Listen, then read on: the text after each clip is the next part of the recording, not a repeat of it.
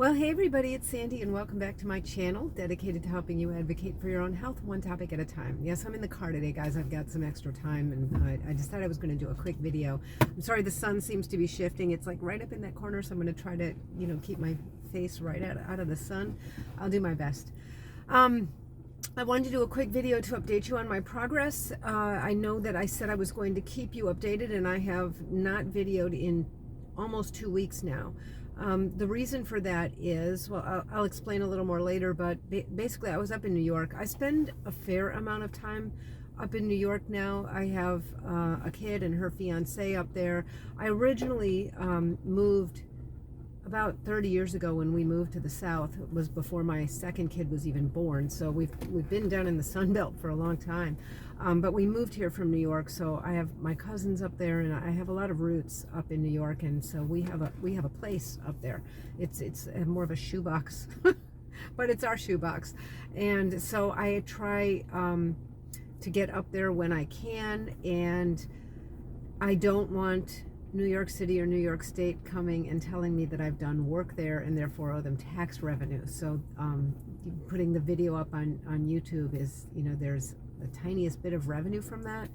I make very little revenue because, as you guys know, I don't do affiliate links, or I rarely do. If it's like some nicety, maybe, but any products that I recommend that have to do with people's health, safety, or well-being, I don't, like I always say, don't want to prey on people's fears. I don't want to bias my recommendations, so I don't do affiliate links for those things, and that's really where the money is in something like YouTube. But I am a YouTube partner, thanks to you guys, and I don't want to get into making any of my videos up in New York City. So I was up there for the last 2 weeks.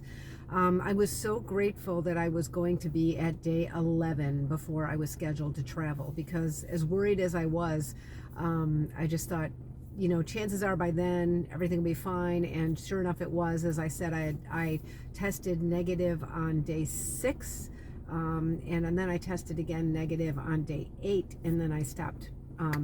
I stopped masking at that point, except for I do continue to mask, like in grocery stores, airports, things like that. Just like I said, same rule as before, places where I determine there's no social cost. I do, however, go to small intimate gatherings and I don't wear a mask. If I were to go to the theater or something, I would wear a mask. I was up at a couple of art museums the last couple weeks. I really enjoyed that, and I wore masks in the museums. But then again, I'll have people come over. I'll have my kids come over for dinner. I'll have my cousins come over for dinner. And then, I don't want to lose out on that. I want that experience. And no judgment. I know some people choose not to do that. And I can't indict that at all. I know people post in the Facebook page. By the way, yes, let me give that a plug. Sandy's DIY Health Advocacy has a Facebook page, and then there's a Facebook group. If you head over to the page, you can ask to join the group and have more of an interactive experience with other people who are my viewers, and I'm on there too. Anyway, there are people who post in the Facebook group that they go to intimate gatherings and they wear masks and they don't eat or drink anything, and that's fine. That's great. I have no criticism or quarrel with that. For me, I'm not doing quite that, because I feel like it gets in the way a little bit of the intimacy of the experience, and I love to make food and feed people. I love to force feed people. And so I've just, over the 3 years that I was doing that, I really missed it. I did sometimes have gatherings outdoors, but in certain climates at certain times that's not an option. In any climate, actually, at certain times it's probably not an option. So I'm no longer giving up on that experience. I don't have people come over if they're sick. I still use my Anavid spray, and I still mask where there's no social cost or where there's like high risk, like airports and things like that. So I left on day 11 and I was still feeling a little tired, and the tiredness, it seems, would come on, but every subsequent day it would start later, and I don't know if I would have even noticed it by day 11 if I weren't thinking about it. It was much more subtle than my first bout with COVID, which was 9 months earlier. So yeah, this was my second bout with COVID. And I know exactly how I got it. It was just really unfortunate that, we had been traveling and I figured out I did not get it while we traveled. Because again, I was masked and things in airports, but, my father-in-law passed away. And so we were at the funeral and we were at, various things after the funeral. And people weren't masked at that. And I just felt, I felt a little uncomfortable, but I didn't feel comfortable masking either when the whole immediate family was not masked. And I was a little scared about it, but I just kind of didn't want to make that statement and sort of like separate myself from them in a way, if that makes any sense. And that was risky, and I didn't catch COVID. We came back and it was just a certain number of days, so I could tell from the number of days the incubation period would have been too long. It wasn't that. But when we got back home, unfortunately, there two friends of mine also lost loved ones at the same time, and there were memorial services for both, and I caught it at one of those. We went in, and it was a service in a synagogue for a friend who lost her husband, and I thought this was going to be pretty small. I don't know why I thought that. Or maybe I just didn't think of, maybe it was just out of the habit. I didn't bring a mask with me, and we had masks out in the car. And so my husband dropped me off, parked the car, came in, and I was already feeling a little uncomfortable. And he said, "Do you want me to go get masks?" And by then the clergy had started speaking, and I didn't feel comfortable like making that statement, getting up, leaving, coming back. And I think at that point I was probably already exposed, because somebody sitting right behind me was coughing and it sounded like one of those hacking, just really sick coughs, and it sounds like she was trying to suppress it and whatever, and she wasn't masked, and she probably wasn't the only one. But I subsequently found out that other people got COVID after that, including the widow and her kids. So whatever, it was what it was. There was nothing I could do about it at that point, and I'm just grateful my husband did not get it. Now we separated from each other, and then I had a lot of guilt feelings about being sick and kind of needing him to take care of me somewhat when he was bereaved, having just lost his dad, and I couldn't be with him and comfort him or anything. We were on different sides of the house. On the other hand, I'm so grateful he didn't get COVID. I think that it would have been very hard for him to be so bereaved and then also be sick. So I'm glad I protected him from that, and we took care of each other as best we could. And I don't think that his not getting it was really a reflection on our careful isolation, even though we did it, because the truth is he was exposed to me for all the time I was incubating, which is really when you're the most infectious. So I think that likely his immunity has just held on longer since we got COVID. For our first bouts of COVID, his only bout of COVID was at exactly the same time. It was 9 months ago. Actually, now it was 10 months ago, because I'm almost a month out. So I think that his immunity has just held on longer, and great, whatever. But so anyway, shortly after that I left for New York, and so I'll tell you how I was doing over the past 2 weeks. It's like night and day. So the tiredness went away. I'd say there was a few more days of that. Maybe it was on to, I could be wildly inaccurate here, but I think probably I traveled on day 11. Probably by day 15 or 16, that tiredness that would creep up on me later in the day was gone. It seems like a distant memory now. Now, my GI tract was another story. So, as I've mentioned here before, I had a lot of GI involvement both times with COVID. And apparently that's just not too uncommon. It's just not widely talked about. I don't know why. It's a healthy minority of people. Significant minority that have GI effects like diarrhea with COVID, and some people have that with no respiratory symptoms at all. I have that with mild respiratory symptoms, apparently. So the cells that COVID attacks that are in the lining of your respiratory tract also line the GI tract. So for some people, you get more symptoms with the GI. So, and the symptoms tend to be diarrhea. So I had that, and it was getting better by the time I left for New York. I think that's the kind of thing that just waxes and wanes as you're getting better. And I think that it's a lot different than the respiratory tract, where you see like a clear trend. You're getting better every day. There's not so much going back and forth, like 2 steps forward and 1 step back.